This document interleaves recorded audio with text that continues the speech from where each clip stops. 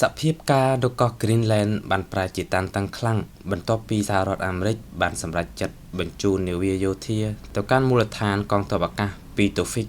ได้จีจำนวนยุทธศาสตร์ដ៏សំខាន់បំផុតនៅតំបន់អាតិចខណៈដែលលោកដូណាល់ត្រាំបានបង្កើនសម្ពាធនយោបាយតាមរយៈការគម្រាមដាក់ពន្ធគយលើប្រទេសដាណឺម៉ាកប្រសិនបើគ្មានការចរចាលើការលូកកោះនេះឲ្យអាមេរិកនោះទេ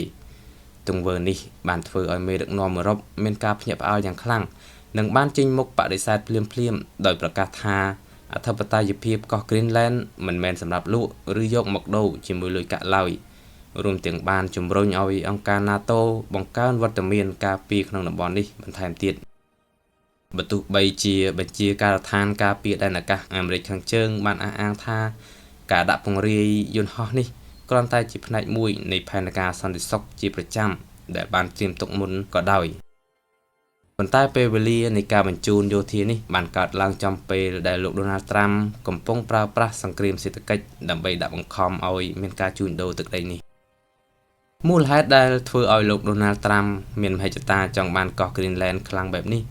គឺដោយសារតែកោះនេះជាចំណុចយុទ្ធសាស្ត្រយោធាលេខ1ដែលអាចឲ្យអាមេរិកតាមដានចលនាមីស៊ីលនិងនាវាមុជទឹករបស់រុស្ស៊ីបានយ៉ាងជិតស្និទ្ធហើយអ្វីដែលសំខាន់ជាងនេះទៅទៀតនោះគឺធនធានធម្មជាតិដ៏មហាសាលដែលលាក់ខ្លួននៅក្រោមផ្ទាំងទឹកកករួមមានទាំងប្រេងឧស្ម័នធម្មជាតិនិងរ៉ែកម្រសម្រាប់ផលិតបច្ចេកវិទ្យាទំនើបៗដែលអាមេរិកចង់ក្តាប់ក្តាប់ដើម្បីប្រកួតប្រជែងឥទ្ធិពលជាមួយប្រទេសចិនការកើនឡើងនៅឥទ្ធិពលរបស់ចិននិងរុស្ស៊ីនៅតំបន់ប៉ូលខាងជើងបានធ្វើឲ្យអាមេរិកមើលឃើញថា Greenland គឺជាអចលនទ្រព្យយុទ្ធសាស្ត្រដែលមិនអាចខ្វះបានសម្រាប់សន្តិសុខជាតិរបស់ខ្លួននាពេលអនាគតទោះជាយ៉ាងណារដ្ឋាភិបាលកោះ Greenland បានបង្ហាញចំហយ៉ាងច្បាស់លាស់បំផុតថាពួកគេស្វាគមន៍អាមេរិកក្នុងនាមជាដៃគូសហប្រតិបត្តិការប៉ុន្តែដាច់ខាតមិនព្រមលក់ទឹកដីឡើយហើយពួកគេមានការព្រួយបារម្ភយ៉ាងខ្លាំងខ្លាចតំបន់សន្តិភាពរបស់ខ្លួនក្លាយជាសមរភូមិនៃការប្រកួតប្រជែងអំណាចរវាងមហាអំណាចពិភពលោក